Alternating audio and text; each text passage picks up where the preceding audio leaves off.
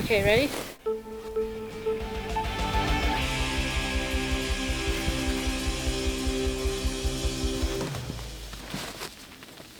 Ha! I'm Corey Twenish. I'm a guardian with Nagadjitòdjig Land and Wildlife Resources.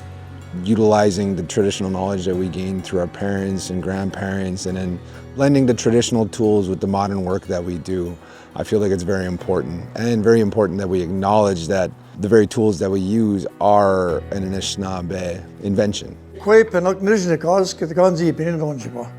Well, for the framework, you use ash wood, and for the lacing, you could either use deer hide or moose hide.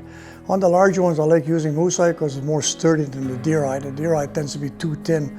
You can use deer hide for the toe and the heel, but for the center part, I like using the moose better than the deer. Ágimike is the thing, and then the yob is the lace.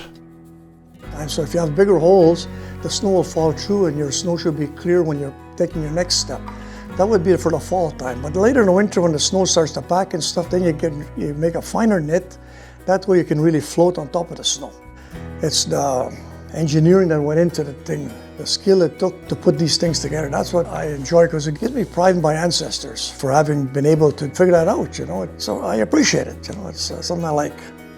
What means most to me about making the snowshoe is that I know now that my grandfather and grandmother were able to make them. And for me to be able to make them now kind of makes me feel a little bit more connected to them and makes me feel happy. I feel like it helps me get in touch with my culture by bringing me onto land, giving me a chance to interact with both like wildlife and the environment around me, and learning new things I didn't necessarily know before. We should be trying to preserve our culture because culture is who you are.